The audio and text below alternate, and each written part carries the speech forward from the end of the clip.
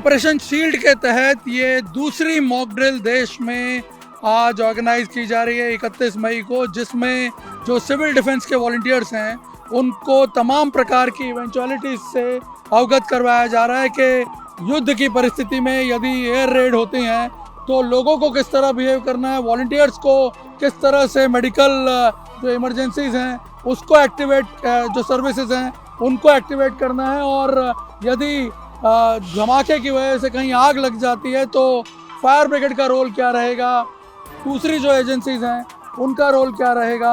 और इसके अलावा आपको बता दें कि यहाँ पे आप देखिए इस इलाके के तमाम जो जनता है उसको भी यहाँ इकट्ठा किया हुआ है। इन्हें पहले किस तरह से खुद को बचाना है और खुद को रेस्क्यू करना है वो बताया, और उसके बाद फिर मेडिकल इमरजेंसी की सिचुएशन में क्या करना है। आप देखिए डिफरेंट जो एजेंसीज के लोग हैं वो किस तरह से एक्टिवेट रहेंगे, उनका रोल क्या रहेगा इस सिचुएशन में लोगों को मैनेज करने में, और फायर ब्रिगेड का जो रोल रहेगा, कैसे सारी जो सर्विसेज हैं उनको कोऑर्डिनेट एक साथ करते हुए एक कॉम्प्रिहेंसिव प्लान जो है वो तैयार किया जाएगा। उसकी पूरी तैयारी जो है ये की जा रही है। ऑपरेशन अभ्यास किया गया था जब देश में ऑपरेशन सिंदूर लॉन्च किया गया उसके बाद, और उसमें कई प्रिलिमिनरी जानकारियां जो हैं वो दी गई थी, और उसके जो तथ्य सामने आए उसके आधार पे अब ऑपरेशन सिंदूर जो है उसको यहाँ पर उसके सेकंड फेज़ में यहाँ पे जो मॉक ड्रिल का सेकंड फेज़ है उसमें ये ऑपरेशन शील्ड जो है वो लॉन्च किया गया। और आप देखें कि अलग अलग जो एजेंसीज़ हैं उनका क्या रोल रहेगा वो एक तरह से यहाँ पे जो है उसको डेमोन्स्ट्रेट किया जा रहा है। यहाँ नड़ाबेट बॉर्डर पे जो गुजरात फ्रंटियर का बीएसएफ का आखिरी पॉइंट है, नड़ाबेट बीओपी के पास इसको यहाँ किया जा रहा है, जहाँ आसपास के गांव के लोग जो हैं उनको इकट्ठा करके ये सारा डेमोन्स्ट्रेशन जो है वो दिखाया जा रहा है, और साथ ही जो वॉलंटियर्स हैं वो किस तरह से एक्टिवेट हो सकते हैं, क्या उनका रोल रहेगा। आप देखिए जो नुकसान हुआ है बॉम्ब की गिरने की वजह से, अगर मलबा जो है उसको कैसे तुरंत हटाया जाएगा, साथ साथ इसकी भी तैयारी जो है वो यहाँ पे दिखाई जा रही है, कैसे योजनाबद्ध तरीके से काम करेंगी सारी एजेंसीज। यहाँ पे पीछे की तरफ एक मेडिकल इमरजेंसी वार्ड जो है वो भी क्रिएट किया गया है, जहाँ पे जो ब्लड की आपूर्ति है वो भी यहाँ मैनेज की जाएगी, और कैसे जो इमरजेंसी के टाइम पे अलग अलग ब्लड ग्रुप्स के ब्लड की ज़रूरत होती है उसको मुहैया कैसे कराया जाए। यहाँ आप देखिए कि जो एनडीआरएफ के और पुलिस के जवान हैं वो यहाँ इन्वॉल्व हैं रिलीफ और रेस्क्यू में।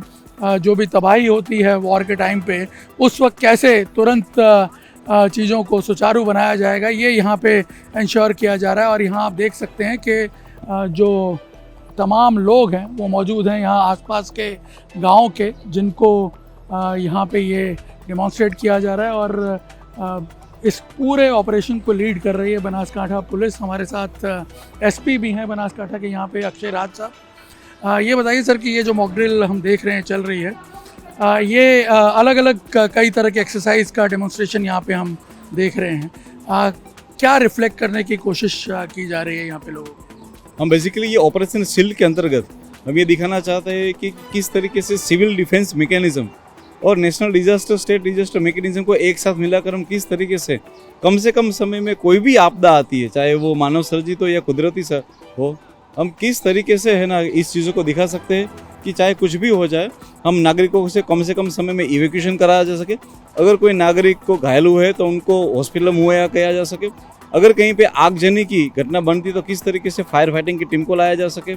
इसके अलावा हमने काफ़ी कम समय में एनजीओ के साथ मिलकर अगर इनको ब्लड सप्लाई की ज़रूरत है तो हमने ब्लड की बोतल का भी इंतजाम मुहैया करवाया है।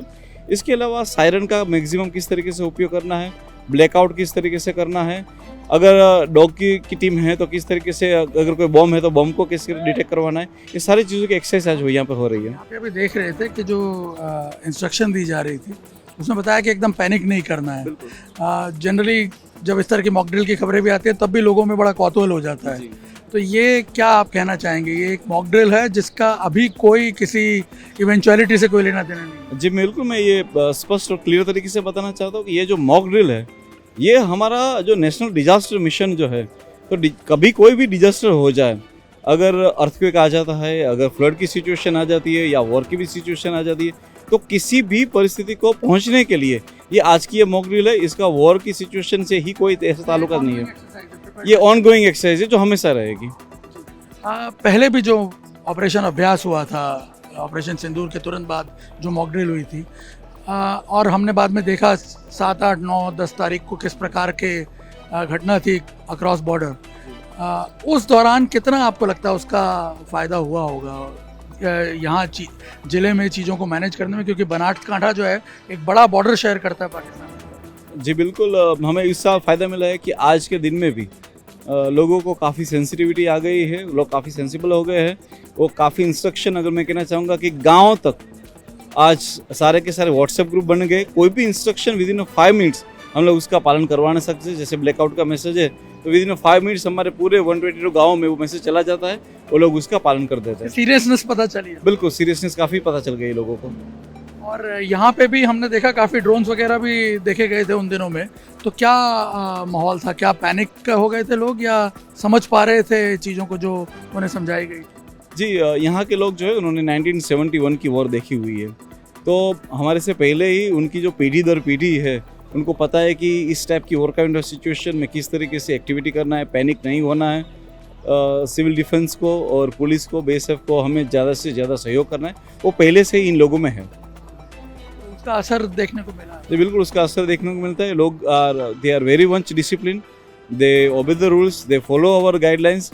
उनको कैसा भी कहा जाए वो उन चीज़ों का पालन करते हैं। ये जो आप देख रहे हैं, ये जो आज ड्रिल कंडक्ट की गई है, एक तरह से इसको हम स्टेज 2 कह सकते हैं कि जो वॉलंटियर्स हैं उनको और ज़्यादा सेंसिटाइज किया जाए।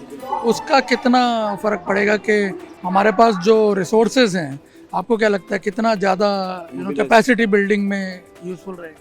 यहाँ पर हम काफ़ी ज़्यादा सिविल डिफेंस मैकेनिज्म में सिविल वॉरियर्स को हम इकट्ठा कर रहे हैं, उनको ट्रेनिंग भी दे रहे हैं, और इसी ट्रेनिंग के मद्देनज़र काफ़ी लोग ट्रेन हो रहे हैं, और आगे जाके हर गांव में, हर मोहल्ले में यही लोग जो है वो पुलिस की और हमारे सिविल डिफेंस मैकेनिज्म की ओर से वो सहायता करते हैं।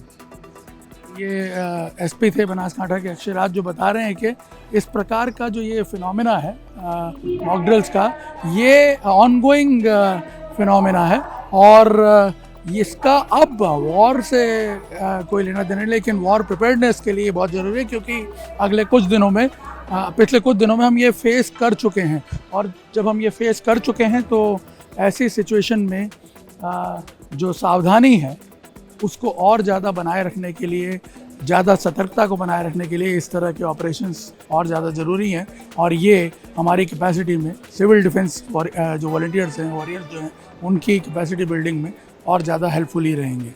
कैमरामैन अमित राठौड़ के साथ निर्णय कपूर, इंडिया टीवी, नड़ाबेट।